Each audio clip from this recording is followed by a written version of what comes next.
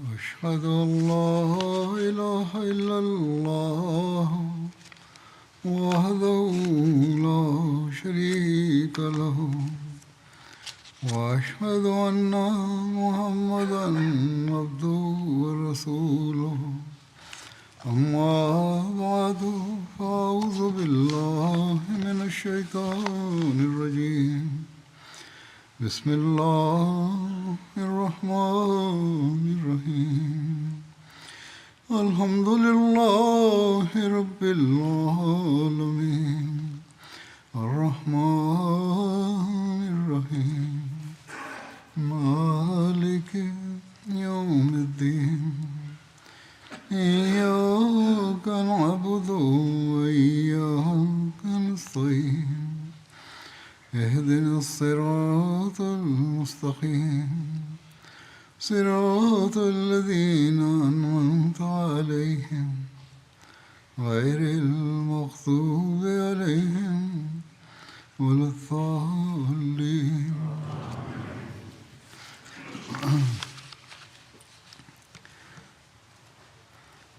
ഇന്നലെ ഫെബ്രുവരി 20 ഈ ദിവസം ജമാഅത്തുൽ മുസ്ലിമോദിനെ സംബന്ധിച്ച പ്രവചനത്തിൻ്റെ പേരിലാണ് അറിയപ്പെടുന്നത്. ഈ ദിവസം അതല്ലെങ്കിൽ അതുമായി ബന്ധപ്പെട്ട് തൊട്ടടുത്ത ഈ ദിവസങ്ങളിൽ ജമാഅത്തുകളിൽ മുസ്ലിമോദ് പ്രവചനത്തെപ്പറ്റി യോഗങ്ങളും സംഘടിപ്പിക്കാറുണ്ട്.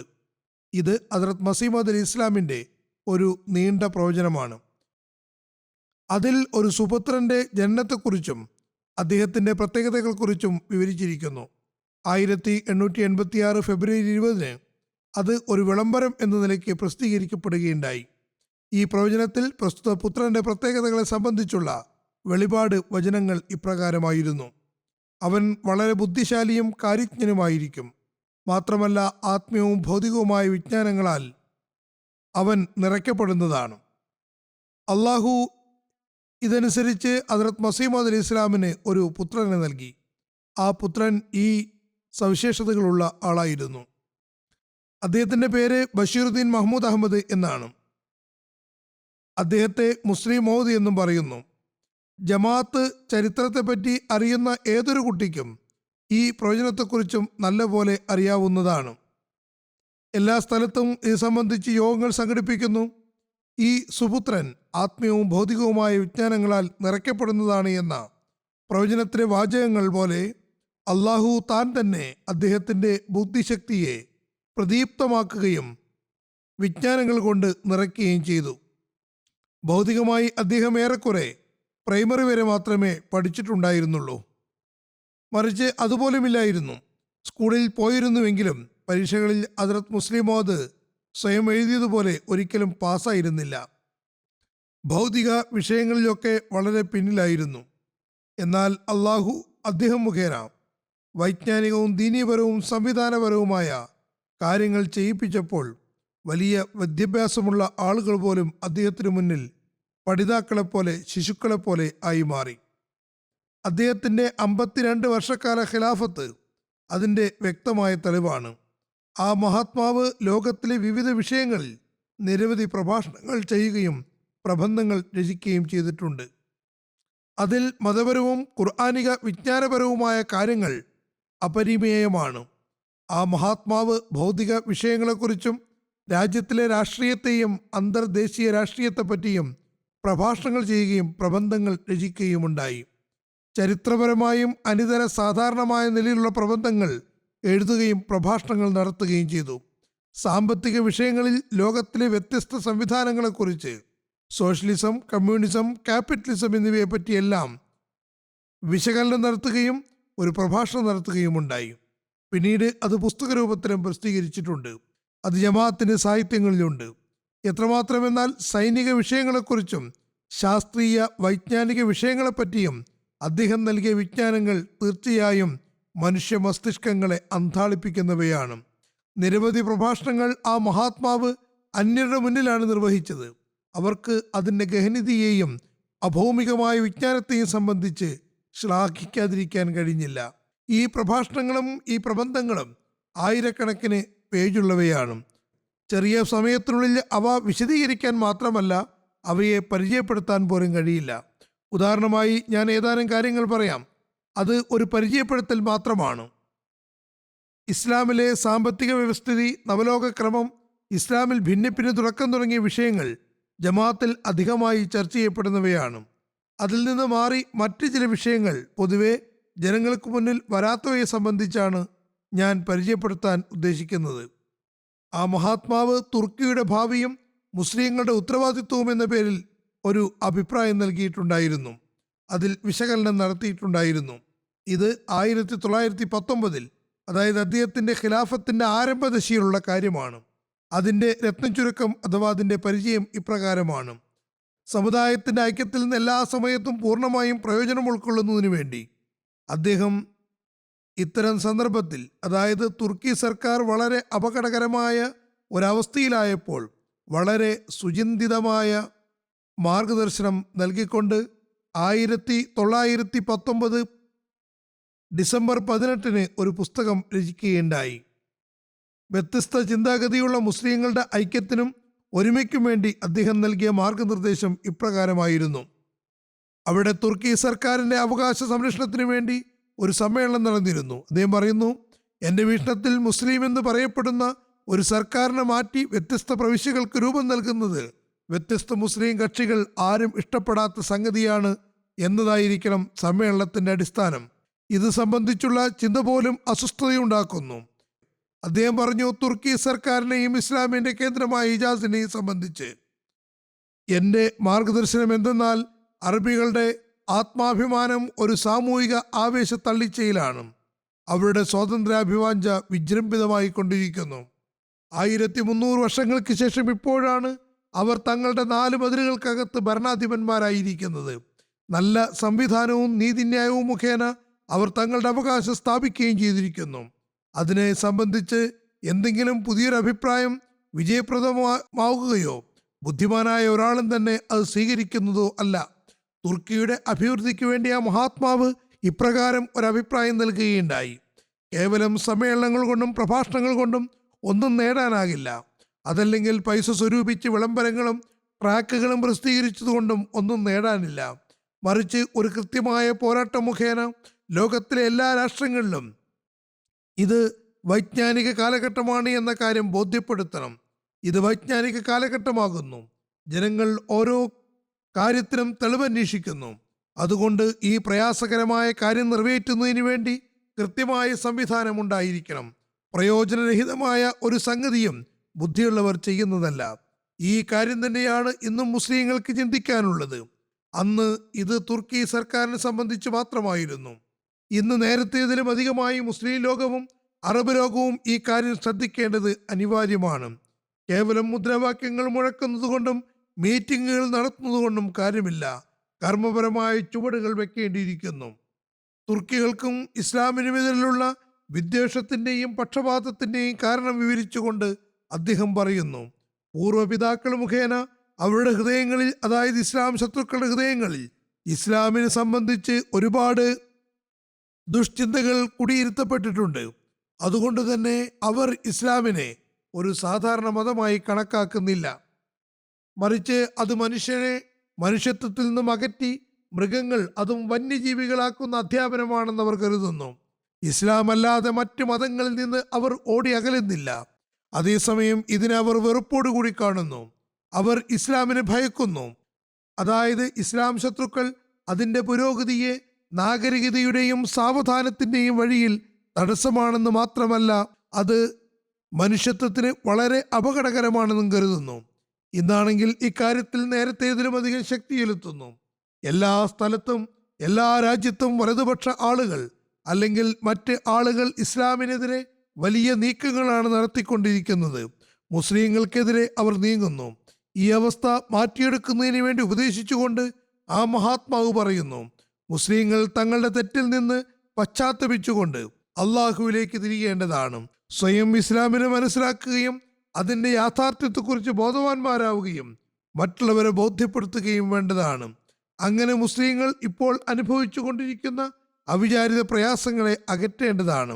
മതത്തിനു വേണ്ടി അവർ പ്രചാരണം നടത്തുന്നില്ലെങ്കിൽ, ദൈവിക കൽപ്പനകൾക്ക് വിധേയമായി അവർ ഈ അമൂല്യമായ അധ്യാപനത്തെ ലോകത്തിനു മുന്നിൽ സമർപ്പിക്കുന്നില്ലെങ്കിൽ, ഇനി തങ്ങളുടെ ജീവിതത്തിന് വേണ്ടിയെങ്കിലും പരിശ്രമിക്കുക. കർമ്മപരമായി അവർ ഇസ്ലാമിനെ എപ്പോഴാണ് സമർപ്പിച്ചിട്ടുള്ളത്? അതുകൊണ്ട് ജീവിച്ചിരിക്കണമെങ്കിൽ കുറച്ച് പരിശ്രമിച്ചേ പറ്റൂ. കുറച്ച് പരിശ്രമിക്കണം. കാരണം അവരുടെ ജീവിതവും ഇസ്ലാമിൻ്റെ പ്രചരണവും പരസ്പരം പൂരകമാകുന്നു. ഈ തത്വങ്ങൾ ഇന്നും മുസ്ലിങ്ങൾ സ്വായത്തമാക്കേണ്ടിയിരിക്കുന്നു. അല്ലെങ്കിൽ ഇസ്ലാം ശത്രുക്കൾ മുസ്ലിം രാജ്യങ്ങളുടെ ചുറ്റുഭാഗത്ത് ഞെരുക്കമുണ്ടാക്കിക്കൊണ്ടിരിക്കുന്നതാണ്. അത് ചെയ്തുകൊണ്ടിരിക്കുന്നതും കാണുന്നു. മറ്റൊരു സന്ദർഭമുണ്ടായത് ആൾ പാർട്ടീസ് കോൺഫറൻസിലായിരുന്നു. ആൾ പാർട്ടീസ് കോൺഫറൻസിന്റെ പ്രോഗ്രാമിനെ കുറിച്ച് ഒരു വീക്ഷണം എന്ന പേരിൽ അദ്ദേഹം മാർഗദർശനങ്ങൾ നൽകി. ഈ നോട്ടീസ് അദ്ദേഹം ആൾ ഇന്ത്യ മുസ്ലിം പാർട്ടീസ് കോൺഫറൻസ് സമ്മേളനത്തിൽ സമർപ്പിക്കുന്നതിന് വേണ്ടി 1925 ജൂലൈ 13 എഴുതിയത്. സമ്മേളന നടത്തിപ്പുകാർ അഹമ്മദിയ ജമാഅത്തിന്റെ ഇമാം നേരിട്ട് പങ്കെടുത്ത് തന്റെ അഭിപ്രായങ്ങൾ സമർപ്പിക്കണമെന്ന് ആഗ്രഹിച്ചു. ഹദ്റത്ത് മുസ്ലിമോദ് എഴുതി, എനിക്കതിൽ പങ്കെടുക്കാൻ കഴിയില്ല, പക്ഷേ എൻ്റെ പ്രതിനിധി മുഖേന എൻ്റെ വീക്ഷണങ്ങൾ സമർപ്പിക്കുന്നതാണ്. ഈ നോട്ടീസിൽ അദ്ദേഹം ഏറ്റവും ആദ്യം ഇസ്ലാമിനെ മതപരവും രാഷ്ട്രീയപരവുമായി പരിചയപ്പെടുത്തുകയുണ്ടായി. പറയുന്നു, ഇസ്ലാം ഒരു മതപരമായ സംജ്ഞയാണ്. അതുകൊണ്ട് ഈ മതത്തെ സ്വീകരിക്കുന്ന ആർക്കും അതിനെ പരിചയപ്പെടുത്താൻ അവകാശമുണ്ട്. മറ്റൊന്ന് ഇസ്ലാമിൻ്റെ രാഷ്ട്രീയപരമായ പരിചയപ്പെടുത്തലാണ്. രാഷ്ട്രീയപരമായി ആരാണ് മുസ്ലിങ്ങൾ? ഇതിനുള്ള മറുപടി മുസ്ലിങ്ങളുമായി രാഷ്ട്രീയപരമായി ഇടപഴകിക്കൊണ്ടിരിക്കുന്ന ഹിന്ദുക്കൾക്കും ക്രിസ്ത്യാനികൾക്കും സിഖുകാർക്കും മാത്രമേ നൽകാൻ കഴിയുകയുള്ളൂ. കാരണം ഏതെങ്കിലും ഒരു സംഘടനയുടെ അനുയായി സ്വയം മുസ്ലിം എന്ന് പറയുമ്പോൾ അല്ലെങ്കിൽ മനസ്സിലാക്കുമ്പോൾ അയാളെ മറ്റു വിഭാഗത്തിലെ ആളുകൾ മുസ്ലിം എന്ന് മനസ്സിലാക്കുന്നില്ലെങ്കിൽ പോലും രാഷ്ട്രീയമായി ഇടപഴകുമ്പോൾ ഹിന്ദുക്കളും സിഖുകാരും അയാളോട് ഒരേ രീതിയിലാണ് പെരുമാറുക. അഥവാ ഒരു വിഭാഗത്തിനെതിൽ വർത്തിക്കുന്നത്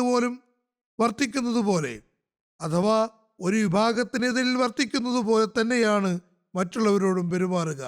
എല്ലാവരോടും മുസ്ലിങ്ങൾ എന്ന രീതിയിലാണ് വർത്തിക്കുക. രാഷ്ട്രീയപരമായി അവരുടെ നേട്ടങ്ങളെല്ലാം ഒന്നു തന്നെയാണ്. മുസ്ലിങ്ങൾ ഈ കാര്യം മനസ്സിലാക്കുന്നില്ല. അപ്പോൾ മറ്റുള്ളവർ ഓരോരുത്തരായി ഇവരെ തിന്നുകൊണ്ടിരിക്കുകയാണ്. മുസ്ലിങ്ങൾക്ക് സംബന്ധിച്ച് ബോധം വരുന്നില്ല. ഇനി ബോധം വരുന്ന സമയത്ത് അതുകൊണ്ട് പ്രയോജനമുണ്ടാകുന്നതല്ല. ആയതിനാൽ ആ മഹാത്മാവ് എല്ലാ മുസ്ലിം സമുദായങ്ങൾക്കും മുന്നിൽ വിലപ്പെട്ട മാർഗനിർദ്ദേശങ്ങൾ സമർപ്പിച്ചു. രാഷ്ട്രീയ പ്രശ്നങ്ങളിൽ മുസ്ലിങ്ങൾ പൂർണ്ണമായി ഐക്യവും ബന്ധവും പ്രകടിപ്പിക്കേണ്ടതാണ്. കാരണം രാഷ്ട്രീയമായി നിങ്ങൾ ഏതെങ്കിലും ഒരു വിഭാഗത്തെ മാറ്റി നിർത്തുകയാണെങ്കിൽ അവർ പിന്നെ എങ്ങനെയാണ് മറ്റുള്ളവരിലേക്ക് തിരിയാതിരിക്കുക? അതിനുശേഷം ഇസ്ലാമിൻ്റെ പുരോഗതിക്കും പ്രചാരണത്തിനും അതിൻ്റെ രാഷ്ട്രീയപരമായ സ്ഥിരതയ്ക്കും വേണ്ടി ചില അഭിപ്രായങ്ങൾ സമർപ്പിച്ചു. അദ്ദേഹം പറയുന്നു, ഇസ്ലാമിൻ്റെ പ്രബലതയ്ക്ക് വേണ്ടി ഏറ്റവും അനുയോജ്യമായ കാര്യം എന്തെന്നാൽ ഇന്ത്യയിലുടനീളം ഇസ്ലാമിനെ പ്രചരിപ്പിക്കുന്നതിന് വേണ്ടി തബ്ലീഗ് സംവിധാനം ഉണ്ടാക്കണം. പ്രചാരണ സംഘങ്ങൾ പരസ്പരം ഐക്യത്തിനുള്ള മാർഗങ്ങൾ കണ്ടെത്തേണ്ടതാണ്. കാരണം തബ്ലീഗ് ഇസ്ലാമിൻ്റെ ജീവിതമാണ്.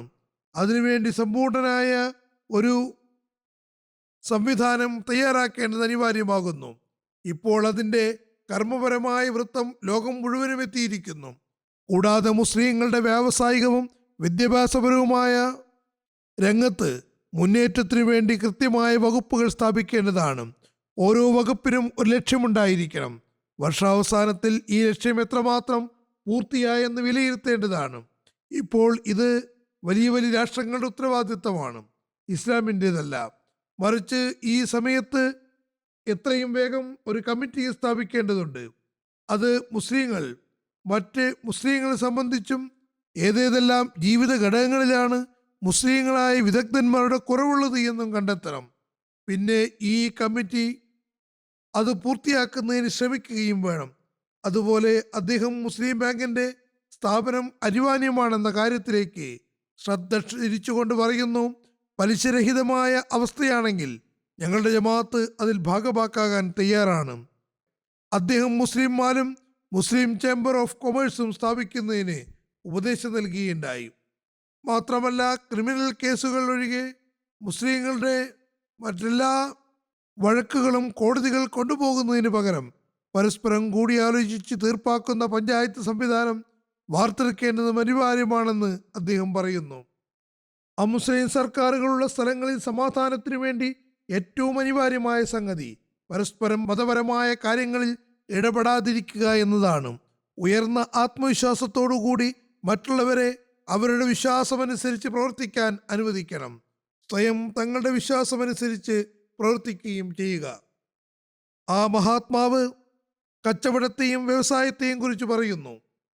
കച്ചവടം എന്ന വിഷയത്തിൽ മുസ്ലിങ്ങൾ ഏറ്റവും അധികം അശ്രദ്ധരാണ്. കച്ചവട സംബന്ധമായി ഹിന്ദുക്കളുടെ അടിമകളായി മാറിയിരിക്കുന്നു. ഇത് അക്കാലഘട്ടത്തിലെ കാര്യമാണ്. ഇപ്പോൾ നമുക്കിടയിൽ ലോകത്തിലെ വലിയ വലിയ ധനാഢ്യന്മാരുണ്ട്. അവർ കച്ചവടം ചെയ്യുന്നവരുമാണ്. പക്ഷെ അവർ വിവിധ മതക്കാരായ, അവർ ക്രിസ്ത്യാനികളോ യഹൂദികളോ ആരുമായിക്കൊള്ളട്ടെ, അവരുടെ അടിമകളായി തീർന്നിരിക്കുന്നു.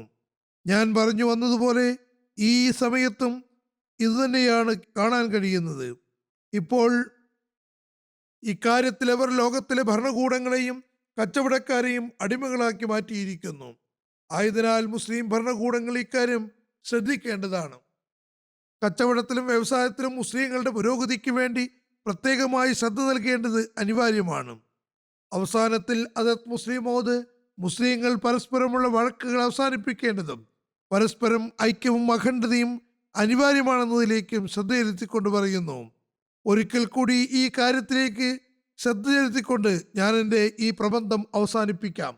ഞാൻ പറയുന്ന കാര്യം ശ്രദ്ധിക്കുന്നില്ലെങ്കിൽ എല്ലാ അധ്വാനങ്ങളും എല്ലാ ആസൂത്രണങ്ങളും നിഷ്ഫലമായി തീരുന്നതാണ്. നമ്മൾ പരസ്പരം കാഫിർ എന്ന് പറയുമ്പോഴും മറ്റുള്ളവരുടെ മുന്നിൽ നമ്മൾ മുസ്ലിങ്ങളാണ്. ഒരു ഭാഗത്തുണ്ടാകുന്ന നഷ്ടമാണ്. അതുകൊണ്ട് രാഷ്ട്രീയ രംഗത്ത് നമ്മുടെ മതപരമായ ഫത്വകൾ അവഗണിക്കേണ്ടതാണ്. കാരണം അതവരുടെ പ്രവർത്തന മണ്ഡലത്തിൽ നിന്നും പുറത്താകുന്നു. ഇസ്ലാം ഒരിക്കലും തന്നെ നിങ്ങളുടെ രാഷ്ട്രീയപരമായ ആവശ്യങ്ങൾക്ക് വേണ്ടി നിങ്ങൾ മുസ്ലിങ്ങൾ എന്ന് മനസ്സിലാക്കാത്തവരുമായി ചേർന്ന് പ്രവർത്തിക്കരുത് എന്ന് പറയുന്നില്ല. നബി സല്ലല്ലാഹു അലൈഹി വസല്ലം തിരുമേനി മുശ്രിക്കീങ്ങളെ എതിർക്കുന്നതിന് വേണ്ടി യഹൂദികളുമായി സന്ധി ചെയ്യാൻ തയ്യാറായിട്ടുണ്ടെങ്കിൽ മുസ്ലിങ്ങൾ എന്ന് പറയപ്പെടുന്ന വിഭാഗങ്ങൾ ഇസ്ലാമിൻ്റെ രാഷ്ട്രീയപരമായ മേന്മയ്ക്ക് വേണ്ടി, മറിച്ച് രാഷ്ട്രീയപരമായ സംരക്ഷണത്തിനു വേണ്ടി പരസ്പരം സഹകരിച്ച് പ്രവർത്തിക്കേണ്ടതല്ലേ? നമ്മൾ ഈ സമയത്ത് ഐക്യമുണ്ടാക്കുന്നില്ലെങ്കിൽ തീർച്ചയായും നമ്മുടെ ഭിന്നതകൾ ഇസ്ലാമിന് എതിരാണെന്ന് തെളിയിക്കപ്പെടുന്നതാണ്.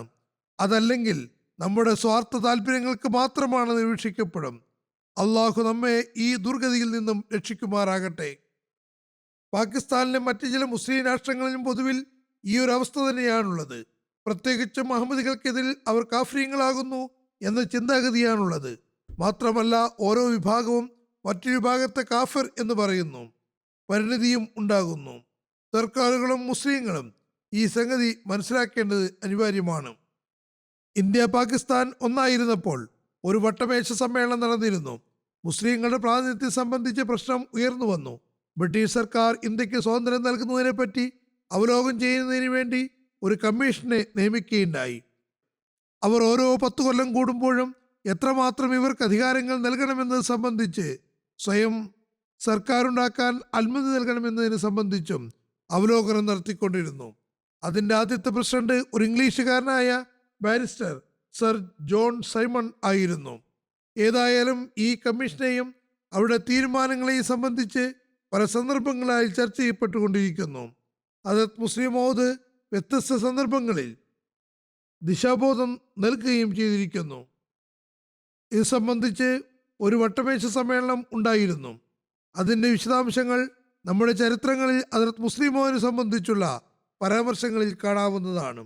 സർക്കാർ നിയമിച്ച കമ്മീഷന്റെ റിപ്പോർട്ട് ഇന്ത്യക്കാരുടെ പ്രതീക്ഷകളെ പൂർണ്ണമായ രീതിയിൽ ഉൾക്കൊള്ളുന്നതായിരുന്നില്ല. അതുകൊണ്ട് അവരത് സ്വീകരിച്ചില്ല. ഈ അവസ്ഥയിൽ സർക്കാർ വട്ടമേശ സമ്മേളനം സംഘടിപ്പിക്കുന്നുവെന്ന് വിളംബരപ്പെടുത്തി. അതിലെയും പ്രതിനിധികൾ ഒരു സ്ഥലത്ത് ഒരുമിച്ചുകൂടി ഇന്ത്യയുടെ രാഷ്ട്രീയ പുരോഗതികളെ സംബന്ധിച്ച് കൂലങ്കഷമായി ചിന്തിക്കുന്നതാണ്. പ്രസ്തുത സന്ദർഭത്തിൽ അദ്ദേഹം മുസ്ലിങ്ങളുടെ മാർഗദർശനത്തിനു വേണ്ടി വളരെ വേഗം ഒരു പ്രബന്ധം തയ്യാറാക്കി. അവരെ ഉപദേശിച്ചുകൊണ്ട് പറഞ്ഞു, അവർ തങ്ങളുടെ പരസ്പരമുള്ള ഭിന്നിപ്പ് ഒഴിവാക്കേണ്ടതും സാമുദായികമായ പ്രയോജനത്തിനു വേണ്ടി ഐക്യത്തോടെ വർത്തിക്കേണ്ടതുമാണ്. ഈ മാർഗം മുഖേന മാത്രമേ അന്യ സമുദായങ്ങളെ നേരിടുന്നതിനും തങ്ങളുടെ അവകാശങ്ങൾ സംരക്ഷിക്കുന്നതിനും നേടിയെടുക്കുന്നതിനും വിജയപ്രദമാവുകയുള്ളൂ. കോൺഫറൻസിൽ യഥാവിധി തങ്ങളുടെ പ്രാതിനിധ്യം വഹിക്കാൻ കഴിവുള്ള പ്രതിനിധിയെ അയക്കേണ്ടതാണ്. അദ്ദേഹം ആ സന്ദർഭത്തിൽ സർക്കാരിന് മുന്നിലും അഭിപ്രായങ്ങൾ പ്രകടിപ്പിക്കുകയുണ്ടായി. അവർ രാഷ്ട്രീയ പാർട്ടികളുടെ അഭിപ്രായത്തിനനുസരിച്ച് പ്രതിനിധികളെ തിരഞ്ഞെടുക്കേണ്ടതാണ്. അങ്ങനെയാണെങ്കിൽ കോൺഫറൻസിന്റെ തീരുമാനങ്ങളെ ജനങ്ങൾ സന്തോഷപൂർവ്വം സ്വീകരിക്കുന്നതുമാണ്. മുസ്ലിങ്ങളുടെ അവകാശ സംരക്ഷണത്തെക്കുറിച്ച് അദ്ദേഹം പറയുന്നു, എൻ്റെ വീക്ഷണത്തിൽ ആൾ മുസ്ലിം പാർട്ടി കോൺഫറൻസ് കർമ്മനിരതമാകാനുള്ള ഒരവസരം മുന്നിൽ വന്നിരിക്കുന്നു. മുസ്ലിങ്ങളുടെ ആവശ്യങ്ങൾ ഇന്നതൊക്കെയാണ് എന്ന് പറഞ്ഞ് കേവലം ഒരു നോട്ടീസ് ഇറക്കിയതുകൊണ്ട് ആളായില്ല. വട്ടമേശ സമ്മേളനത്തിന് പോകുന്നവർ ഈ ആവശ്യങ്ങളെ പിൻപുറം തള്ളുന്നവരാണെങ്കിൽ ആൾ മുസ്ലിം പാർട്ടി കോൺഫറൻസ് തീരുമാനങ്ങൾക്ക് യാതൊരു വിലയും ബാക്കിയാകുന്നതല്ല. അതുകൊണ്ട് ഇത് ഒരു ഭാഗത്ത് സർക്കാരിനെ തെറ്റായ പ്രതിനിധിയെ തിരഞ്ഞെടുക്കുന്ന കാര്യത്തിൽ മോശമായ പരിണിതിയെക്കുറിച്ച് ഉണർത്തുകയും മറുഭാഗത്ത് മുസ്ലിം ജനത്തെ അതിൻ്റെ ഭവിഷ്യത്തുകൾ സംബന്ധിച്ച് ബോധവൽക്കരിക്കുകയും ചെയ്യുന്നതാകണം. മുസ്ലിങ്ങളുടെ പ്രതിനിധിയെ സംബന്ധിച്ചുള്ള തീരുമാനം മുസ്ലിങ്ങളുടെ പ്രധാന പാർട്ടികൾ മുഖേന ആയിരിക്കണമെന്ന കാര്യം തീരുമാനമാകുന്നതുവരെ അസ്വസ്ഥമായിരിക്കാൻ പാടുള്ളതല്ല. അക്കാലഘട്ടത്തിലെ അവസ്ഥകൾ അനുസരിച്ച് ഈ അഭിപ്രായം നിരവധി വേദികളിൽ വളരെ അവധാനതയോടെ ശ്രദ്ധിക്കപ്പെട്ടു. ഇനി ഇന്ത്യയുടെ അക്കാലഘട്ടത്തിലുള്ള രാഷ്ട്രീയ അവസ്ഥകളെ സംബന്ധിച്ചും അതിൻ്റെ പ്രതിവിധികളെക്കുറിച്ചും അദ്ദേഹം പ്രബന്ധങ്ങൾ എഴുതി. പ്രസ്തുത പ്രബന്ധത്തിൽ അദ്ദേഹം അന്നത്തെ അവസ്ഥകളും അതിൻ്റെ പ്രതിവിധികളെയും പരാമർശിച്ചിട്ടുണ്ടായിരുന്നു. സൈമൺ കമ്മീഷൻ റിപ്പോർട്ട് പ്രസിദ്ധീകരിച്ചതിന് കുറച്ചു ശേഷം പ്രസ്തുത റിപ്പോർട്ടിനെ കുറിച്ചും പരാമർശിച്ചിരുന്നു. നേരത്തെ പറഞ്ഞു വന്നതുപോലെ ഇന്ത്യയിലെ രാഷ്ട്രീയപരമായ പുരോഗതിയുടെ വിവിധ വശങ്ങൾ ചർച്ച ചെയ്തുകൊണ്ട് ഭാവിയിലെ കാര്യപരിപാടികൾ തയ്യാറാക്കുന്നതിന് വേണ്ടി ബ്രിട്ടീഷ് സർക്കാർ ലണ്ടനിൽ വട്ടമേശ സമ്മേളനം നടത്താൻ തീരുമാനിച്ചു. സൈമൺ കമ്മീഷൻ മുസ്ലിങ്ങളുടെ അവകാശങ്ങളെ പൂർണ്ണമായും പരിഗണിച്ചിരുന്നില്ല. അതുകൊണ്ട് ഉസൂറിന് അസ്വസ്ഥതയുണ്ടായിരുന്നു. മേലിൽ മുസ്ലിങ്ങളുടെ അവകാശങ്ങൾ അവഗണിക്കപ്പെട്ടുകൂടാ എന്ന് അദ്ദേഹത്തിന് ആഗ്രഹമുണ്ടായിരുന്നു. അതുകൊണ്ട് അദ്ദേഹം ഈ സന്ദർഭത്തിൽ സൈമൺ കമ്മീഷൻ റിപ്പോർട്ടിന് മേൽ ഒരു നിരൂപണം നടത്തിക്കൊണ്ട് അതിൻ്റെ ന്യൂനതകൾ വ്യക്തമാക്കുകയും ഇന്ത്യയിലെ പ്രശ്നങ്ങൾക്കുള്ള പരിഹാര മാർഗങ്ങൾ സമർപ്പിക്കേണ്ടതും ഭാവിയിൽ എല്ലാ സമുദായങ്ങളും രഞ്ജിപ്പിലും സഹവർത്തിത്വത്തിലും പൂർണ്ണമായി ജീവിക്കേണ്ടതിന് അനിവാര്യമായ കാര്യങ്ങൾ അവതരിപ്പിക്കേണ്ടതും ഉചിതമാണെന്ന് അദ്ദേഹം മനസ്സിലാക്കി. അദ്ദേഹം പറയുന്നു, രാജ്യത്തിൻ്റെ രാഷ്ട്രീയവുമായി രാപ്പകൽ പ്രവർത്തനങ്ങളിൽ ഏർപ്പെടുന്ന ആളുകളെപ്പോലെ ഒരു മതത്തിൻ്റെ വക്താവ് എന്ന നിലയിൽ എനിക്ക് വലിയ ബന്ധമില്ല എന്നാണ് ഞാൻ കരുതുന്നത്. പക്ഷേ രഞ്ജിപ്പും സഹവർത്തിത്വവും ഉണ്ടാക്കുന്നത് സംബന്ധിച്ച് എനിക്ക് കൂടുതൽ ഉത്തരവാദിത്തമുണ്ട്. മാത്രമല്ല, ഈ ചൂടിൽ നിന്ന് അകന്നിരിക്കുന്നത് കൊണ്ട് പല കാര്യങ്ങളിലും ഒരുപക്ഷെ വളരെ വേഗത്തിൽ അവയുടെ ആഴങ്ങളിലേക്ക് എത്താൻ എനിക്ക് ഈ യുദ്ധത്തിൽ പരസ്പരം അല്ലെങ്കിൽ ഭാഗവാക്കാകുന്നവരെക്കാളും വേഗത്തിൽ എത്താൻ കഴിയുമെന്ന് കരുതുന്നു. ചുരുക്കത്തിൽ ആ സമയത്ത് വട്ടമേശ സമ്മേളനത്തിന് വിളംബരം വന്നതുകൊണ്ട് ജനങ്ങളുടെ ശ്രദ്ധ മുഴുവൻ ഇന്ത്യയിലെ വ്യത്യസ്ത പ്രശ്നപരിഹാരങ്ങളിലേക്ക് തിരിഞ്ഞിരുന്നു. അക്കാലഘട്ടത്തിൽ വലിയ വലിയ അസ്വസ്ഥതകളായിരുന്നു. എൻ്റെ വീക്ഷണങ്ങൾ രണ്ട് രാജ്യത്തെയും പക്ഷപാതരഹിതരായ ആളുകൾക്ക് മുന്നിൽ വെക്കണമെന്നാണ് ഞാൻ ആഗ്രഹിക്കുന്നത്. മേലിൽ മുസ്ലിങ്ങളുടെ അവകാശങ്ങൾ അവഗണിക്കപ്പെട്ടുകൂടാ എന്ന് അദ്ദേഹത്തിന് ആഗ്രഹമുണ്ടായിരുന്നു. അതുകൊണ്ട് ഈ സന്ദർഭത്തിൽ സൈമൺ കമ്മീഷൻ റിപ്പോർട്ടിന് മേൽ ഒരു നിരൂപണം നടത്തിക്കൊണ്ട് അതിൻ്റെ ന്യൂനതകൾ വ്യക്തമാക്കുകയും ഇന്ത്യയിലെ പ്രശ്നങ്ങൾക്കുള്ള പരിഹാര മാർഗങ്ങൾ സമർപ്പിക്കേണ്ടതും ഭാവിയിലെ പ്രശ്നങ്ങൾക്കുള്ള പരിഹാര മാർഗങ്ങൾ സമർപ്പിക്കേണ്ടതും ഭാവിയിലെ എല്ലാ സമുദായങ്ങളും രഞ്ജിപ്പിലും സഹവർത്തിത്വത്തിലും സമാധാനപൂർണമായി ജീവിക്കേണ്ടതിന് അനിവാര്യമായ കാര്യങ്ങൾ അവതരിപ്പിക്കേണ്ടതും ഉചിതമാണെന്ന് അദ്ദേഹം മനസ്സിലാക്കി.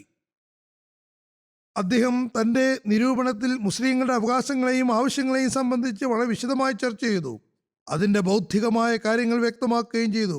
അതിനോടൊപ്പം തന്നെ അദ്ദേഹം ഇന്ത്യയിലെ രാഷ്ട്രീയ പ്രശ്നങ്ങൾക്ക് വളരെ ബുദ്ധിപരവും തൃപ്തികരവുമായ പരിഹാരങ്ങൾ നിർദ്ദേശിക്കുകയുമുണ്ടായി.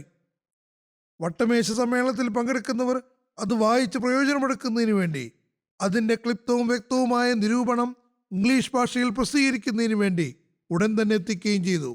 അങ്ങനെ മുസ്ലിം പ്രതിനിധികൾക്ക് പ്രത്യേകമായും അതുകൊണ്ട് പ്രയോജനമുണ്ടായി. മാത്രമല്ല, അവർ ആദ്യമായി ഐക്യകണ്ഠേന തങ്ങളുടെ ആവശ്യങ്ങൾ കോൺഫറൻസിൽ അവതരിപ്പിക്കുകയുമുണ്ടായി. ആ കാലഘട്ടത്തിൽ അത് പ്രയോജനപ്പെട്ടു. അത് ഇംഗ്ലണ്ടിലെ ചിന്താശീലരായ ആളുകളെ സ്വാധീനിച്ചു. അവർ ഇന്ത്യയിലെ മുസ്ലിങ്ങളുടെ പ്രത്യേക സ്ഥാനത്തെ അംഗീകരിച്ചുകൊണ്ട് അവരുടെ ആവശ്യങ്ങളുടെ ബൗദ്ധികവും പ്രയോജനപ്രദവുമായ കാര്യങ്ങളെ അംഗീകരിക്കാൻ നിർബന്ധിതരാവുകയും ചെയ്തു. അദ്ദേഹത്തിന്റെ ഗ്രന്ഥം ഇന്ത്യയിലെയും ഇംഗ്ലണ്ടിലെയും ജനങ്ങൾക്കിടയിൽ വളരെ സ്വീകരിക്കപ്പെടുകയും അത് വളരെ താല്പര്യപൂർവ്വം ശ്രദ്ധാപൂർവം വായിക്കപ്പെടുകയുമുണ്ടായി.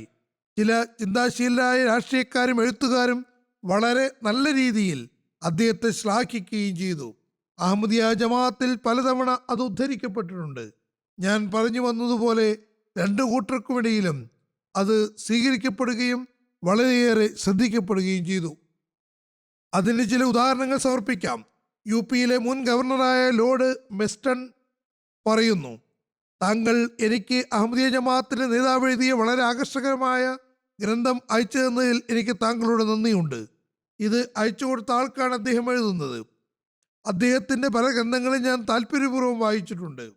ഇത് വായിക്കുന്നതും എന്നെ സംബന്ധിച്ചിടത്തോളം സന്തോഷവും പ്രയോജനപ്രദവുമായിരിക്കുമെന്ന് ഞാൻ കരുതുന്നു.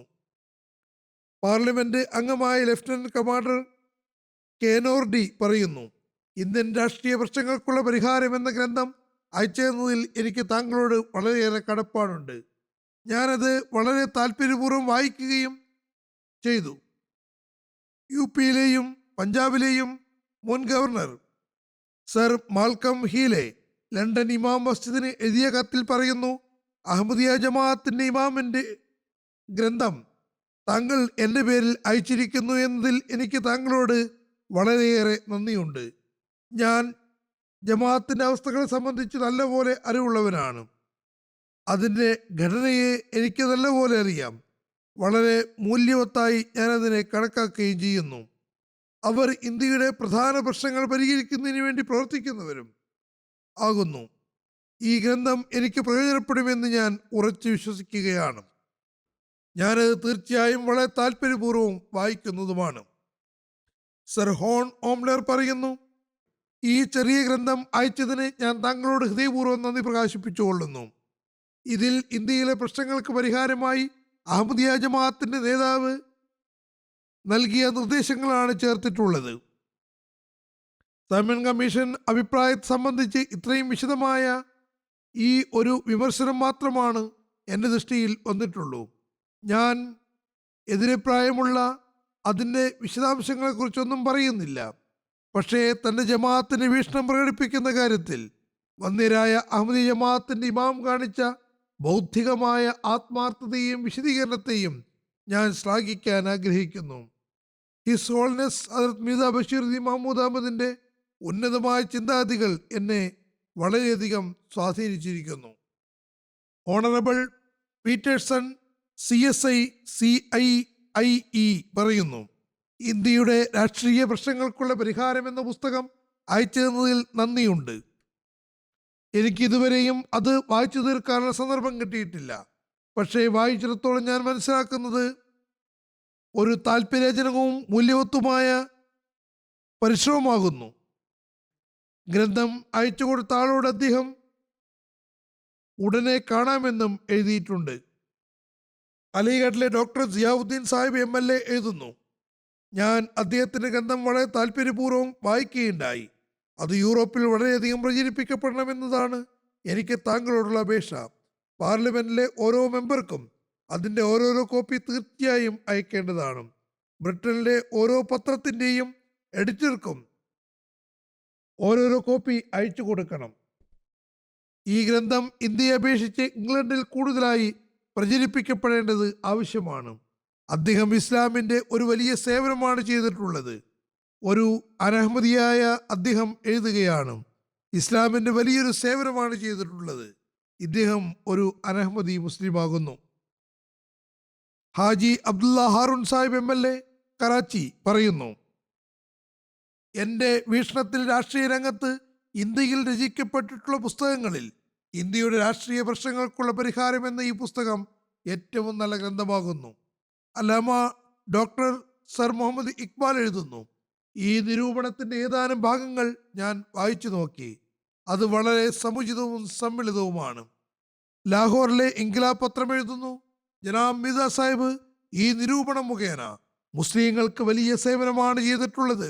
വലിയ വലിയ ഇസ്ലാമിക സംഘടനകൾ ചെയ്യേണ്ട പ്രവർത്തനമാണ് മീർസ സാഹിബ് ചെയ്തു കാണിച്ചത്. ലാഹോറിലെ സിയാസത്ത് എന്ന പത്രം എഴുതുന്നു, മതപരമായ അഭിപ്രായ ഭിന്നതകൾ മാറ്റി നിർത്തി നോക്കിയാൽ ജനാബ് മിർസ ബഷീറുദ്ദീൻ മഹ്മൂദ് അഹമ്മദ് സാഹിബ് രചനാരംഗത്ത് ചെയ്തു വെച്ചിട്ടുള്ള സേവനങ്ങൾ അതിൻ്റെ വലിപ്പം കൊണ്ടും പ്രയോജനം കൊണ്ടും ഏറെ ശ്ലാഘനീയമാകുന്നു. രാഷ്ട്രീയ രംഗത്ത് തൻ്റെ ജമാഅത്തുകളെയും പൊതു മുസ്ലിങ്ങളുടെ തോളോട് ചേർന്ന് നീങ്ങുന്നതിന് അദ്ദേഹം ഏതൊരു അടിസ്ഥാനപരമായ കർമ്മമാണോ ആരംഭിച്ചിട്ടുള്ളത് അത് തൻ്റെ നേതൃത്വത്തിൽ വിജയപ്രദമാക്കിയിരിക്കുന്നു. അത് നീതിബോധമുള്ള മുസ്ലിങ്ങളുടെയും യാഥാർത്ഥ്യബോധമുള്ള വ്യക്തികളുടെയും അഭിനന്ദനത്തിന് അർഹമാണ്. അദ്ദേഹത്തിൻ്റെ രാഷ്ട്രീയപരമായ ഉൾക്കാഴ്ചയെ ഒരു കാലഘട്ടം അംഗീകരിച്ചതാണ്. പറയുന്നു, അദ്ദേഹത്തിൻ്റെ രാഷ്ട്രീയപരമായ ഉൾക്കാഴ്ച ഒരു കാലഘട്ടം തന്നെ അംഗീകരിച്ചിരിക്കുന്നു. നെഹ്റു റിപ്പോർട്ടിനെതിൽ മുസ്ലിങ്ങളെ ഒരുമിച്ച് കൂട്ടുന്നതിലും സൈമൺ കമ്മീഷന്റെ മുന്നിൽ മുസ്ലിങ്ങളുടെ നിലപാടുകൾ സമർപ്പിക്കുന്നതിലും വർത്തമാനകാല സമസ്തകളിൽ ഇസ്ലാമിന്റെ വീക്ഷണകോണുകൾ തെളിവ് സഹിതം സമർപ്പിക്കുന്നതിലും മുസ്ലിങ്ങളുടെ അവകാശങ്ങൾ സ്ഥാപിച്ച് എടുക്കുന്നതിലും ഗ്രന്ഥങ്ങൾ പ്രസിദ്ധീകരിച്ചുകൊണ്ട് അദ്ദേഹം വളരെ ശ്ലാഘനീയമായ പ്രവർത്തനമാണ് ചെയ്തു കാണിച്ചത്. ഇവിടെ ചർച്ച ചെയ്യപ്പെടുന്ന ഇംഗ്ലീഷ് ഭാഷയിൽ രചിക്കപ്പെട്ടിട്ടുള്ള സൈമൺ റിപ്പോർട്ടിന് മേലുള്ള അദ്ദേഹത്തിൻ്റെ നിരൂപണം എന്ന പുസ്തകം വായിക്കുമ്പോൾ അദ്ദേഹത്തിൻ്റെയും വിശാലമായ അറിവിനെ സംബന്ധിച്ച് നമുക്ക് അനുമാനിക്കാൻ കഴിയും. അദ്ദേഹം തൻ്റെ ശൈലി സരളവും മറ്റുള്ളവരെ അംഗീകരിപ്പിക്കുന്നതും അദ്ദേഹത്തിൻ്റെ ഭാഷയിൽ വളരെ ആകർഷണീയവുമായിരുന്നു. ഇങ്ങനെ ഒരുപാട് നിരൂപണങ്ങളുണ്ട്. പിന്നെ ലോകത്തിൻ്റെ ഇന്നത്തെ അസ്വസ്ഥതയ്ക്കുള്ള ഇസ്ലാമിക പരിഹാരങ്ങൾ സമർപ്പിച്ചിട്ടുണ്ടായിരുന്നു. അത് സംബന്ധിച്ചും അദ്ദേഹം എഴുതിയിട്ടുണ്ട്. ആഗോള സമാധാനത്തെ സംബന്ധിച്ചുള്ള പ്രസംഗങ്ങളും ഉപദേശങ്ങളുമുണ്ട്. ഞാനത് ചുരുക്കി വിവരിക്കാം. ആഗോള സമാധാനത്തെ മുൻനിർത്തിക്കൊണ്ട് 1946 ഒക്ടോബർ 9 വളരെ വൈജ്ഞാനികപരമായ ഒരു പ്രഭാഷണം വൈകിട്ട് 5 മുതൽ ഡൽഹിയിലെ ഹാർട്ട് പാർക്ക് റോഡിലെ വിശാലമായ മൈതാനത്ത് നിർവഹിക്കപ്പെടുകയുണ്ടായി. ഈ പ്രഭാഷണം ശ്രവിക്കുന്നതിന് വേണ്ടി നൂറുകണക്കിന് അഹമ്മദികളും അമുസ്ലിങ്ങളുമായ ഉന്നത വ്യക്തിത്വങ്ങൾ വന്നിട്ടുണ്ടായിരുന്നു. അവർ വളരെ ശ്രദ്ധാപൂർവം അവധാനതയോടുകൂടി അദ്ദേഹത്തിന്റെ പ്രഭാഷണം ശ്രവിച്ചു. 1961 ഏപ്രിൽ 15 ഇത് അൽഫദലിൽ പ്രസിദ്ധീകരിച്ചിട്ടുണ്ട്. ഈ പ്രഭാഷണത്തെ സംബന്ധിച്ച് ഡൽഹിയിലെ തേജ് എന്ന പത്രം 1946 ഒക്ടോബർ 14 ലക്കത്തിൽ ഇങ്ങനെ എഴുതി: അഹമ്മദിയ നേതാവ് ഹസരത്ത് മിർസ ബഷീറുദ്ദീൻ മഹ്മൂദ് അഹമ്മദ് പ്രഭാഷണത്തിൽ പറഞ്ഞു, സമാധാനത്തിൻ്റെയും ശാന്തിയുടെയും വിഷയം ചിരപുരാതനമാകുന്നു. മനുഷ്യപ്രകൃതിയുമായി അതിന് വളരെ ആഴത്തുള്ള ബന്ധമുണ്ട്. അത് സ്ഥാപിക്കുകയാണ് ലക്ഷ്യമെങ്കിൽ അതിനുവേണ്ടി ശത്രുതയുടെയും വെറുപ്പിൻ്റെയും വികാരങ്ങളെ ഇല്ലാതാക്കേണ്ടതായി വരും. ഈ വിഷയം രാഷ്ട്രീയപരമല്ല, മറിച്ച് ധാർമ്മികമാകുന്നു. നമ്മൾ ദൈവത്വത്തെ സംബന്ധിച്ച് ബോധവാന്മാരാവുകയും ഭക്ഷണത്തോടുള്ള സ്നേഹവും അത്യാർത്തിയും മറ്റും ഉപേക്ഷിക്കുകയും ചെയ്യുമ്പോഴാണ് നമുക്കുള്ളിൽ വെറുപ്പിനും അത്യാർത്തിക്കും പകരം സാഹോദര്യത്തിൻ്റെയും സ്നേഹത്തിൻ്റെയും വികാരങ്ങൾ ഉണ്ടാവുകയുള്ളൂ. മതലോകത്തിലെ ഭിന്നതകൾ അവസാനിപ്പിക്കണമെങ്കിൽ നമ്മൾ പരസ്പരമുള്ള വികാരങ്ങളെ മാനിക്കാൻ പഠിക്കേണ്ടതാണ്. നമ്മുടെ ഉള്ളിൽ സഹനശക്തി ഉണ്ടാക്കണം.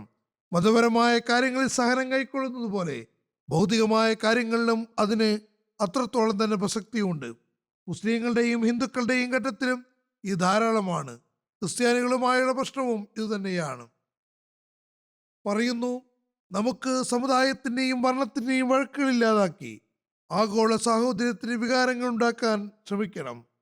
ഇതാണ് ഈ വിഷയത്തിൻ്റെ എത്തിച്ചുരുക്കം. പിന്നെ മറ്റൊരു വിഷയം അദ്ദേഹം എഴുതിയത് ആക്ഷേപത്തിനുള്ള മറുപടി എന്ന നിലയ്ക്കാണ്. മർദ്ദിതരായ സമൂഹം അവർ നമ്മെ മർദ്ദിക്കുകയും പ്രയാസപ്പെടുത്തുകയും ചെയ്യുകയാണെങ്കിൽ പോലും അവരെ നമ്മൾ സഹായിക്കേണ്ടതാണ്. ഇതേക്കുറിച്ച് ഡൽഹിയിലെ തേജ് എന്ന ഇംഗ്ലീഷ് പത്രം അതിൻ്റെ നിരൂപണത്തിൽ എഴുതുന്നു, അഹമ്മദികൾ പാകിസ്ഥാനെ പിന്തുണയ്ക്കുന്നവരാണ്. വാസ്തവത്തിൽ അവരോട് മറ്റു മുസ്ലിങ്ങൾ നല്ല രീതിയിലല്ല പെരുമാറുന്നത്. അവർ അഹമ്മദികളെ പ്രകോപിതരാക്കാൻ ശ്രമിക്കുകയാണ്. പറയുന്നു, അഹമ്മദികൾ പാകിസ്ഥാനെ സഹായിക്കുന്നു, മുസ്ലിങ്ങൾ അവരോട് നല്ല രീതിയിലല്ല പെരുമാറുന്നത് എന്നെഴുതുന്നു. പാകിസ്ഥാൻ ഉണ്ടാവുകയാണെങ്കിൽ മുസ്ലിങ്ങൾ പിന്നെയും അവരോട് ഉണ്ടായതുപോലെ ആയിരിക്കുമത്. ആ സമയത്ത് അഹമ്മദികൾ ഞങ്ങൾ പാകിസ്ഥാനിലേക്ക് പോവുകയുള്ളൂ, ചേർക്കുകയുള്ളൂ എന്ന് പറയുന്നതാണ്. ഇതായിരുന്നു ആ പത്രത്തിന്റെ നിരൂപണം. ഹദരത്ത് മുസ്ലിം മൗദ് 1947 മെയ് 16 മഗ്‌രിബ് നമസ്കാരത്തിന് ശേഷം ഇതേപ്പറ്റി വിശകലനം നടത്തിക്കൊണ്ട് ഇങ്ങനെ പറഞ്ഞു: മർദ്ദിതരായ സമൂഹം നമ്മെ മർദ്ദിക്കുകയും ദുഃഖത്തിലാഴ്ത്തുകയും ചെയ്യുകയാണെങ്കിൽ പോലും അവരെ സഹായിക്കുകയാണ് നമ്മുടെ കടമ. നമ്മുടെ ശത്രുക്കൾ നമ്മോട് അക്രമവും അനീതിയും കാണിക്കുമ്പോൾ നമ്മൾ അവരോട് നീതിപൂർവം പെരുമാറുന്നില്ലേ? അദ്ദേഹത്തിന്റെ ഈ പ്രഭാഷണം ഖാദിയാനിലും മറ്റും ഗ്രന്ഥരൂപത്തിൽ ഇറങ്ങിയിട്ടുണ്ട്. ഇന്നും ചില ആളുകൾ ഹദരത്ത് മുസ്ലിം മൗദ് എന്തിനാണ് പാകിസ്ഥാനിൽ ചേരുന്നതിന് അനുകൂലിച്ചത് എന്ന ചോദ്യം ഉന്നയിക്കാറുണ്ട്. ഈ പ്രഭാഷണം അതിനുള്ള മറുപടിയാണ്. ആ സമയത്തുള്ള സാഹചര്യത്തിൽ മുസ്ലിങ്ങൾ സഹായിക്കേണ്ടത് അനിവാര്യമായിരുന്നു. ജമാഅത്ത് എപ്പോഴും മുസ്ലിങ്ങളുടെ സഹായത്തിന് ഏറ്റവും മുൻപന്തിയിൽ ഉണ്ടായിരുന്നു. ഹദരത്ത് മുസ്ലിം മൗദ് ഒരിക്കലും ജമാഅത്തിനു മേൽ ആക്രമണം ഉണ്ടാകുന്നു എന്നതിനെ നിരാകരിച്ചിട്ടില്ല. അദ്ദേഹം പറയുന്നു, എന്തു തന്നെയാണെങ്കിലും ഈ സമയത്ത് മുസ്ലിങ്ങളെ സഹായിക്കേണ്ടത് അനിവാര്യമാണ്. അവരോടൊപ്പം നിൽക്കേണ്ടതാണ്. നമ്മൾ മുസ്ലിങ്ങളോടൊപ്പം നിൽക്കേണ്ടിയിരിക്കുന്നു. പാകിസ്ഥാന്റെ ഭാവിയെക്കുറിച്ച് അദ്ദേഹം ഒരു പ്രഭാഷണം നടത്തി. അതിന്റെ ചുരുക്കം ഇപ്രകാരമാണ്: ഹദരത്ത് മുസ്ലിം മൗദ് പാകിസ്ഥാൻ നിലവിൽ വന്നതിന് ശേഷം പഞ്ചാബിന്റെ തലസ്ഥാനമായ ലാഹോറിൽ പാകിസ്ഥാന്റെ ഭാവിയെ സംബന്ധിച്ച് വളരെ ഉൾക്കാഴ്ചയോടുകൂടി ഒരു പ്രഭാഷണം നടത്തി.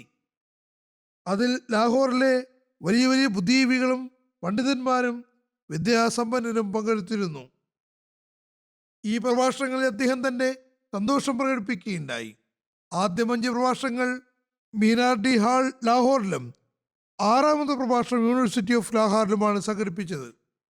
പറയുന്നു, 1947 ഡിസംബർ 7 ലാഹോറിലെ മീനാർഡി ഹാളിൽ അദ്ദേഹം ഈ പ്രഭാഷണം നിർവഹിക്കുകയുണ്ടായി. സമയക്കുറവ് കാരണം ഈ പ്രഭാഷണത്തിന്റെ ഒരുപാട് ഭാഗങ്ങൾ വിട്ടുപോയിരുന്നു. അതുകൊണ്ട് ഹദരത്ത് മുസ്ലിം മൗദ് തന്റെ ഓർമ്മയിൽ നിന്നുകൊണ്ടാണ് ഈ പ്രഭാഷണത്തെ പൊതുസമൂഹത്തിനും പ്രയോജനത്തിനു വേണ്ടി അൽഫദിലും തയ്യാറാക്കിയിട്ടുണ്ട്. അതുകൊണ്ട് ഹദരത്ത് മുസ്ലിം മൗദ് തന്റെ ഓർമ്മയിൽ നിന്നുകൊണ്ടാണ് ഈ പ്രഭാഷണത്തെ പൊതുസമൂഹത്തിന്റെ പ്രയോജനത്തിനു വേണ്ടി അൽഫദിലും പ്രസിദ്ധീകരിച്ചത്. പിന്നീട് 1947 ഡിസംബർ 9 ലാഹോറിൽ നിന്ന് ഇറങ്ങിയിരുന്ന അൽഫദൽ ദിനപത്രത്തിൽ അത് പ്രസിദ്ധീകരിച്ചു. അദ്ദേഹം തന്റെ പ്രഭാഷണത്തിൽ പച്ചക്കറിയുടെയും കൃഷിയുടെയും മൃഗങ്ങളുടെയും സമ്പത്തിന്റെയും കാര്യത്തിൽ പാകിസ്ഥാനെ എങ്ങനെ അഭിവൃദ്ധിപ്പെടുത്താമെന്നത് സംബന്ധിച്ചുള്ള വിലയേറിയ ഉപദേശങ്ങളടങ്ങിയ തൻ്റെ അഭിപ്രായങ്ങൾ വയ്ക്കുകയും നിർദ്ദേശങ്ങൾ നൽകുകയും ചെയ്തു. ഈ പ്രഭാഷണം വളരെയേറെ പ്രസിദ്ധമായി. ഇത് സംബന്ധിച്ചുള്ള ഇസ്ലാമിക അടിസ്ഥാന പാഠങ്ങളും ഇസ്ലാമിക തത്വങ്ങളും സംബന്ധിച്ച അദ്ദേഹത്തിൻ്റെ വീക്ഷണത്തിൽ അതിൽ പ്രകടിപ്പിക്കുകയുണ്ടായി. നേരത്തെ പറഞ്ഞതുപോലെ ഇസ്ലാമിക ചട്ടക്കൂടിനെയും ഇസ്ലാമിക നിയമത്തിനെയും അടിസ്ഥാനത്തിലാണ് ഈ പ്രഭാഷണം നിർവഹിച്ചത്. ഇത് പൊതുജനങ്ങളുടെ പ്രയോജനം മുൻനിർത്തിക്കൊണ്ട് ആ സമയത്ത് 1947 ഫെബ്രുവരി 18 ഒരു ലഘുലേഖ എന്ന നിലയ്ക്കും പ്രസിദ്ധീകരിച്ചിരുന്നു. ഇപ്പോഴത് അൻവാറുൽ ഉലൂം എന്ന അദ്ദേഹത്തിൻ്റെ ഗ്രന്ഥസമാഹാരത്തിൻ്റെ 19ാം വള്ളത്തിലുണ്ട്.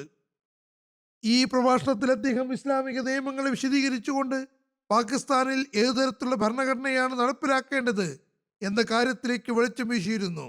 അദ്ദേഹം പറയുന്നു, പാകിസ്ഥാൻ ഭരണഘടന പ്രകാരം മുസ്ലിങ്ങളുടെ ബഹുഭൂരിപക്ഷം ഉണ്ടായിരിക്കുന്നതാണ്. പാകിസ്ഥാനിലെ പ്രദേശങ്ങളിൽ മുസ്ലിങ്ങൾക്ക് ഖുറാന്റെയും സുന്നത്തിന്റെയും അടിസ്ഥാനത്തിൽ നിയമമുണ്ടാക്കേണ്ടതാണ്. അതിനെതിരെ ഭരണഘടന ഉണ്ടാക്കുന്നത് അനുവദിക്കപ്പെടാൻ സാധ്യമല്ല എന്ന് നിയമം പാസാക്കണം. അതായത് അടിസ്ഥാനപരമായി സർക്കാർ പൂർണ്ണമായും ഇസ്ലാമായിരിക്കുകയില്ല, അത് സാധ്യവുമല്ല. പക്ഷേ ഭരണത്തിൻ്റെ രീതി ഇസ്ലാമിക രൂപത്തിലായിരിക്കണം. മുസ്ലിങ്ങളെ സംബന്ധിച്ച് ഈ നിയമവും ഇസ്ലാമികമായിരിക്കണം. അതായത് ഇസ്ലാം ആവശ്യപ്പെടുന്നതും ഇസ്ലാം ഒരിക്കലും തന്നെ ഹിന്ദുക്കളും ക്രിസ്ത്യാനികളും യഹൂദികളും ഇസ്ലാം അനുസരിച്ച് പ്രവർത്തിക്കുന്നവരാകണമെന്ന് നിർബന്ധിക്കുന്നില്ല. മറിച്ച് അത് തികച്ചും നേർവിപരീതമായി എല്ലാ മതത്തിനും എല്ലാവർക്കും സ്വാതന്ത്ര്യമാണ് നൽകുന്നത്. ഇന്ന് ഇവർ പറയുന്നു ഇസ്ലാമിക രാജ്യത്തിൽ ഇസ്ലാമിക നിയമങ്ങളും ഭരണഘടനയുമാണുള്ളത്. പക്ഷേ കർമ്മപരമായി അതിന് ആരംഭം കുറിച്ചതും ഉപദേശം നൽകിയതും ഹദരത്ത് മുസ്ലിം മൗദാണ്. ഇപ്പോൾ ഇസ്ലാമിന്റെ പേരിൽ ആക്രമണം നടത്തിക്കൊണ്ടിരിക്കുന്നു. എന്നാൽ അദ്ദേഹം ഇസ്ലാമിക അധ്യാപനം അനുസരിച്ച് പ്രവർത്തിക്കണമെന്നും നിയമാവലി ഉണ്ടാക്കണമെന്നും ഓർമ്മപ്പെടുത്തിയിരുന്നു. ഇന്നത്തെ മുല്ലാക്കൾ പറയുന്നത് പോലെ അഹമ്മദികൾ ഇസ്ലാമിന് തികച്ചും എതിരാണെങ്കിൽ പിന്നെ അദ്ദേഹത്തിന് ഇങ്ങനെയുള്ള ഉപദേശങ്ങളും ശ്രദ്ധ ക്ഷണിക്കലിന്റെയും ആവശ്യമെന്തായിരുന്നു? ഏതായിരുന്നാലും ഇന്ന് രാജ്യത്തെ നാമമാത്രരായ പണ്ഡിതന്മാർ പണയപ്പെടുത്താൻ പരിശ്രമിച്ചുകൊണ്ടിരിക്കുകയാണ്. അവരുടെ തെറ്റായ പദ്ധതികളിൽ നിന്ന് രാജ്യത്തെ സംരക്ഷിക്കുന്നതിന് അള്ളാഹു സൽബുദ്ധിയുള്ള ആരെയെങ്കിലും ഉയർകൊള്ളിക്കുമാറാകട്ടെ. രാജ്യം പുരോഗതിയുടെ പാതയിൽ നീങ്ങുമാറാകട്ടെ. പിന്നെ മറ്റൊരു വിഷയമുണ്ട്. പാകിസ്ഥാൻ ഇസ്ലാമിക സൗധത്തിന്റെ ഒരു ഇഷ്ടികയാകുന്നു. അത് നമ്മൾ ലോകത്ത് സ്ഥാപിക്കേണ്ടതാണ്. ഈ പ്രഭാഷണം അദ്ദേഹം ക്വട്ട ടൗൺ ഹാളിലാണ് നിർവഹിച്ചത്. ഹദ്റത്ത് മുസ്ലിം മൗദ് പാകിസ്ഥാൻ ഉണ്ടായ ഉടൻ തന്നെ പാകിസ്ഥാന്റെ ഭാവിയെ സംബന്ധിച്ച് ലാഹോറിൽ 6 പ്രഭാഷണങ്ങൾ ചെയ്തത് സംബന്ധിച്ച് ഞാൻ പറഞ്ഞിരുന്നു. അതിനുശേഷം അദ്ദേഹം പശ്ചിമ പാകിസ്ഥാനിലെ മറ്റ് പ്രധാന കേന്ദ്രങ്ങളിൽ പോവുകയും പാകിസ്ഥാനിലെ ആയിരക്കണക്കിന് നിവാസികൾക്ക് മുന്നിൽ പാകിസ്ഥാന്റെ പ്രബലതയെ സംബന്ധിച്ചുള്ള വിഷയത്തിൽ തന്റെ ദീർഘവീക്ഷണത്തോടെയുള്ള ചിന്താഗതികളും നിർമ്മാണപരമായ കാര്യങ്ങളും വ്യക്തമാക്കുകയുണ്ടായി. 1948 ജൂണിൽ അദ്ദേഹം ക്വട്ടയിൽ പോയി വളരെ വിജ്ഞാനഭരിതവും ആത്മീയോജ്വലവുമായൊരു പൊതുപ്രസംഗം നിർവഹിച്ചു. അതിൽ പാകിസ്ഥാൻ അഭിമുഖീകരിക്കുന്ന പ്രധാന രാഷ്ട്രീയ പ്രശ്നങ്ങളിൽ പാകിസ്ഥാൻ നിവാസികൾക്ക് മാർഗദർശനം നൽകിക്കൊണ്ട് വളരെ വിശദമായി തങ്ങളുടെ വാക്കും സാമൂഹികമായ ഉത്തരവാദിത്തങ്ങളും നിർവഹിക്കേണ്ടതിലേക്ക് ശ്രദ്ധ ക്ഷണിച്ചു. തന്റെ വൈകാരികവും സ്നേഹസമ്പന്നവുമായ വാക്കുകളിൽ അനുതര സാധാരണമായ വിശ്വാസദാർഢ്യം, അവഗണിക്കാൻ സാധ്യമല്ലാത്ത നിശ്ചാർത്ഥദാർഢ്യത്തോടെയും ലക്ഷക്കണക്കിന് അരികവൽക്കരിക്കപ്പെട്ടതും ദുഃഖഭരിതവുമായ ഹൃദയങ്ങളിൽ ജീവന്റെയും സുവാർത്തയുടെയും ഒരു അത്യുഗ്രൻ ആത്മാവ് സന്നിവേശിപ്പിക്കുകയുണ്ടായി. ഈ പ്രഭാഷണം 1948 ജൂലൈ 4 ക്വട്ട ടൗൺ ഹാളിൽ പാകിസ്ഥാനും അതിന്റെ ഭാവിയും എന്ന വിഷയത്തിലാണ് നിർവഹിക്കപ്പെട്ടത്. അൽഫദിൽ പത്രത്തിൽ 1952 മാർച്ചിൽ പ്രസിദ്ധീകരിക്കപ്പെടുകയും ചെയ്തു. അത് ജനങ്ങൾക്കിടയിൽ വലിയ പ്രഭാവമുണ്ടാക്കി. പാകിസ്ഥാന്റെ പുരോഗതിയും അതിന്റെ പ്രവൃത്തിയും സംബന്ധിച്ചുള്ള വിലയേറിയ ഉപദേശങ്ങൾ 1949 നവംബർ 11 സർഗോദയിലെ കമ്പനി ബാഗ് എന്ന സ്ഥലത്ത് സംഘടിപ്പിച്ച പൊതുയോഗത്തിൽ നൽകുകയുണ്ടായി. ആ കാലഘട്ടത്തിൽ പൊതുസമ്മേളനങ്ങൾ നടത്താൻ കഴിഞ്ഞിരുന്നു. ഇപ്പോൾ നമുക്ക് അവിടെ തർബിയത്തി സമ്മേളനങ്ങൾ പോലും നടത്താൻ കഴിയുന്നില്ല. ഈ നിലയ്ക്ക് പ്രസ്തുത സമ്മേളനം സവിശേഷ പ്രാധാന്യമുള്ളതായിരുന്നു. ആദ്യമായിട്ടാണ് സർഗോദിയിലും പ്രാന്തപ്രദേശങ്ങളിലും സമ്മേളനത്തിൽ പങ്കെടുത്ത ആയിരക്കണക്കിന് അഹമ്മദികളും അനഹമ്മദികളുമായ ആളുകൾക്ക് മുന്നിൽ തന്റെ വിലയേറിയ ഉപദേശങ്ങളും നിർദ്ദേശങ്ങളും സമർപ്പിച്ചത്. അവരെ ഇസ്ലാമിക കൽപ്പനകൾ കർശനമായി പാലിക്കാൻ വേണ്ടി ശ്രദ്ധ ക്ഷണിച്ചുകൊണ്ട് വളരെ ഹൃദയപൂർവ്വം അദ്ദേഹം പറയുകയുണ്ടായി. അദ്ദേഹത്തിന്റെ പ്രഭാഷണം ആദ്യം മുതൽ അവസാനം വരെ വളരെ താല്പര്യത്തോടെയും ശ്രദ്ധയോടെയും ജനങ്ങൾ ശ്രവിക്കുകയും ചെയ്തു. അദ്ദേഹം പാകിസ്ഥാന്റെ സംരക്ഷണവും സമാധാനവും ശ്രദ്ധിക്കാൻ ഉപദേശിച്ചുകൊണ്ട് പറയുന്നു: അള്ളാഹുവേ, ഈ രാജ്യം തരയണമേ എന്ന് നമ്മൾ സ്വയം ആവശ്യപ്പെട്ടതാണ്. ഇനി അതിന് ശരിയായ രീതിയിൽ നിലനിർത്തേണ്ടതും അതിന് അഭിവൃദ്ധി നൽകേണ്ടതും നമ്മുടെ കൈകളിലാണ്. നമ്മൾ നമ്മുടെ ഉത്തരവാദിത്തങ്ങൾ മനസ്സിലാക്കുന്നില്ലെങ്കിൽ ഈ ലോകത്തും പരലോകത്തും നമ്മൾ ലജ്ജിതരായി തീരുന്നതാണ്.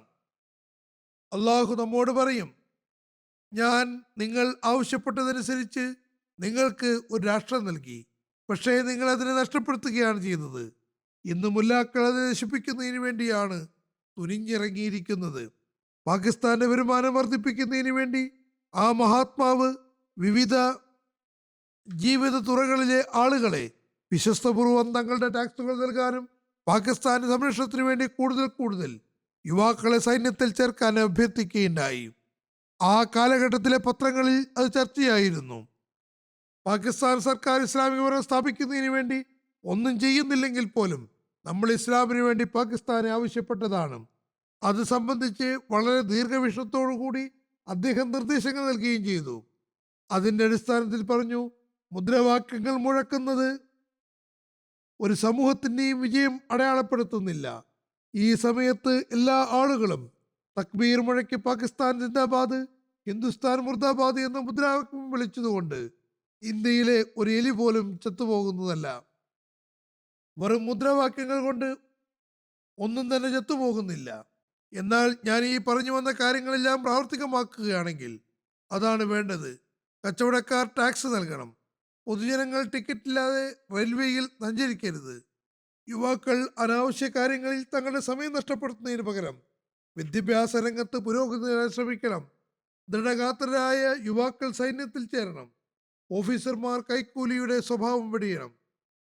ഇതെല്ലാം പ്രവർത്തനങ്ങളും വിശ്വസ്തയോടെയും അവധാനതയോടെയും ചെയ്യുകയാണെങ്കിൽ പാകിസ്ഥാൻ കർമ്മതലത്തിൽ സുദൃഢമാകുന്നതാണ്. എന്നാൽ ഇന്ന് കാലത്ത് നേരത്തേതിലും അധികം ഇതിനെതിരെയാണ് നടക്കുന്നത്. പിന്നെ അദ്ദേഹം ഒരിക്കൽ കൂടി പറഞ്ഞു, പാകിസ്ഥാൻ സിന്ദാബാദ് എന്നല്ല പറയേണ്ടത്. നിങ്ങൾ മുദ്രാവാക്യം വിളിച്ചാലും ഇല്ലെങ്കിലും പാകിസ്ഥാൻ ഏതായാലും ജീവിക്കുന്നതിൻ്റെ കർമ്മസാക്ഷ്യം നൽകുക തന്നെ ചെയ്യുന്നതാണ്. സൈനികപരമായ ഒരുപാട് വിഷയങ്ങളുണ്ട്. ഉദാഹരണമായി ഒരു കാര്യം ഞാൻ എടുത്തിട്ടുണ്ട്. റഷ്യയിലെയും അന്നത്തെ യുദ്ധ സാഹചര്യങ്ങളുടെയും അടിസ്ഥാനത്തിലുള്ളതാണത്. രണ്ടാം ലോക മഹായുദ്ധത്തിൽ റഷ്യ പോളണ്ടിൽ പ്രവേശിച്ചതും അത് സംബന്ധിച്ചുള്ള നിരൂപണവുമാണ്. രണ്ടാം ലോക മഹായുദ്ധകാലത്ത് റഷ്യ പോളണ്ടിൽ പ്രവേശിച്ചപ്പോൾ അതിർത്ത് മുസ്ലിം മോദ് ആ സമയത്ത് ഒരു ലേഖനം എഴുതുകയുണ്ടായി. ഇത് 1939 സെപ്റ്റംബർ 1 ദിനപത്രത്തിൽ പ്രസിദ്ധീകരിച്ചിട്ടുണ്ട്. അദ്ദേഹം ഈ ലേഖനത്തിൽ റഷ്യ പോളണ്ടിൽ കടക്കാനുള്ള കാരണങ്ങളും അതിൻ്റെ ലക്ഷ്യങ്ങളും വിവരിച്ചുകൊണ്ട് നിരൂപണം നടത്തി. റഷ്യ പോളണ്ടിനെ വിഭജിക്കാൻ ആഗ്രഹിക്കുന്നു. അവരുടെ ഉദ്ദേശം ശരിയല്ല. അവർ ജർമ്മനിയുമായി ചേർന്നിരിക്കുകയാണ്. തങ്ങളുടെ സൈന്യങ്ങൾ പോളണ്ടിലേക്ക് അയക്കുന്നതിന് അവർ ശാഠ്യം പിടിക്കുന്നു. അങ്ങനെ ജർമ്മനിക്ക് വേണ്ടി പോളണ്ടിനെ വരുതിയിലാക്കുന്നത് എളുപ്പമാക്കാൻ ആഗ്രഹിക്കുന്നു. രക്തച്ചൊരിച്ചിലില്ലാതെ പോളണ്ടിലെ ഭരണത്തെ ഇല്ലാതാക്കുകയാണ്. ഈ നിലയ്ക്ക് വിജയം കിട്ടുന്നില്ലെങ്കിൽ ഉടമ്പടിയുടെ ബലത്തിൽ ജർമ്മനി ആക്രമണം നടത്തുന്നതാണ്. മറ്റു സമൂഹങ്ങൾ ഇടപെടുന്നില്ലെങ്കിൽ ശരി, അതല്ലെങ്കിൽ ജർമ്മനി പോളണ്ടിനെ ചവിട്ടി മെതിക്കുകയും ഒരിക്കലും രണ്ട് രാജ്യങ്ങളും ചവിട്ടി മെതിക്കുന്നതും രണ്ട് രാജ്യങ്ങളും അതിനെ വീതിച്ചെടുക്കുന്നതുമാണ്. കൂടാതെ ഈ ലേഖനത്തിൽ അദ്ദേഹം ഈ ലോകത്തിന് ശേഷം ഉണ്ടാകുന്ന അവസ്ഥകളിലേക്ക് വെളിച്ചം വീശുകയും തൻ്റെ ദീർഘവീക്ഷണത്തിൽ ഐക്യ സംഘത്തിന് പ്രയോജനപ്രദമായ ഉപദേശങ്ങൾ നൽകുകയും ചെയ്തു. ഏതായാലും അങ്ങനെ പോളണ്ട് രക്ഷപ്പെട്ടു. ഞാൻ പറഞ്ഞു വന്നതുപോലെ അന്തർദേശീയ കാര്യങ്ങളിലും അദ്ദേഹത്തിന് വളരെ ആഴത്തുള്ള അവഗാഹമുണ്ടായിരുന്നു. അത് സംബന്ധിച്ച് അദ്ദേഹത്തിൻ്റെ ഇനിയും പ്രഭാഷണങ്ങളുണ്ട്. സാഹിത്യങ്ങളിൽ ഞാൻ പറഞ്ഞു തന്നതുപോലെ എണ്ണമറ്റ തഫ്സീറുകളുണ്ട്. ജുമാ പ്രഭാഷണങ്ങളും ജമാഅത്തി സമ്മേളനങ്ങളിലും മറ്റ് സന്ദർഭങ്ങളിലും ചെയ്ത പ്രഭാഷണങ്ങളും വൈജ്ഞാനികപരവും അഭൗമികവുമായ ജ്ഞാനങ്ങളുടെ ഖജനാവുകളാകുന്നു. തഫ്സീറെ കബീർ ആദ്യം 10 വാള്യങ്ങളിലായിരുന്നു. ഇപ്പോൾ അദ്ദേഹത്തിൻ്റെ നോട്ട്സുകൾ കൂടി ഉൾപ്പെടുത്തി അത് കുറെ കൂടി വെളിപ്പെടുത്തുകയുണ്ടായി. 15 വാള്യങ്ങൾ ഇറക്കിയിട്ടുണ്ട്. വിഷയങ്ങളിൽ കുറെ കൂടി വിശദമായി വിവരിച്ചിട്ടുണ്ട്. പിന്നെ വേറെയും സൂറത്തുകൾ അടങ്ങിയ നോട്ട്സുകൾ കിട്ടിയിട്ടുണ്ട്. അത് സംബന്ധിച്ച് അവലോകനം നടത്തിക്കൊണ്ടിരിക്കുന്നു. അത് പ്രസിദ്ധീകരിക്കപ്പെടുകയാണെങ്കിൽ അതും 20 വാള്യങ്ങളോളം ഉണ്ടായിരിക്കുന്നതാണ്. അത് 3000 പേജുകളുണ്ട്. ചുരുക്കത്തിൽ അല്ലാഹു ഹദ്റത്ത് മസീഹ് അലി ഇസ്ലാമിനോട് ചെയ്ത പ്രവചനം, അദ്ദേഹത്തോട് ചെയ്ത വാഗ്ദാനം, അതിനെ എല്ലാ തലത്തിലും ഹദ്റത്ത് മിർസ ബഷീറുദ്ദീൻ മഹ്മൂദ് അഹമ്മദിൽ പൂർത്തീകരിച്ചു. ഏതാനും ഉദാഹരണങ്ങളാണ് ഞാനിപ്പോൾ നൽകിയത്. അദ്ദേഹത്തിൻ്റെ ഈ വൈജ്ഞാനിക സാഹിത്യങ്ങൾ നാം വായിക്കാൻ ശ്രമിക്കേണ്ടതാണ്. അതിലെ ഒരുപാട് കാര്യങ്ങൾ ഇന്നത്തെ സാഹചര്യങ്ങളിലും സാർത്ഥകമാണ്. തീർച്ചയായും നമ്മൾ അതിൽ നിന്നും പ്രയോജനമെടുക്കേണ്ടതാണ്. അതിന് അല്ലാഹു തൗഫീക്ക് നൽകുമാറാകട്ടെ.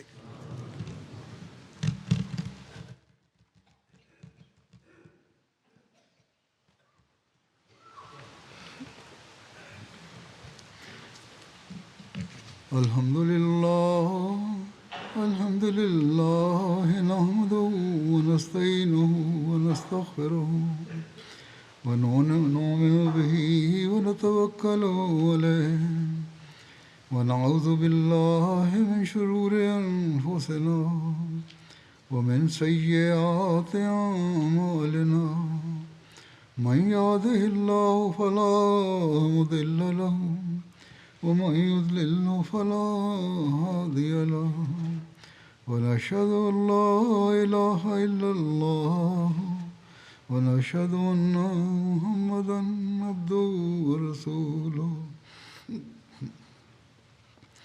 عباد الله رحمكم الله إن الله يأمر بالعدل والإحسان وإيتاء ذي القربى وينهى عن الفحشاء والمنكر والبغي يعظكم لعلكم تذكرون اذكروا الله يذكركم وادعوه يستجب لكم ولذكر الله أكبر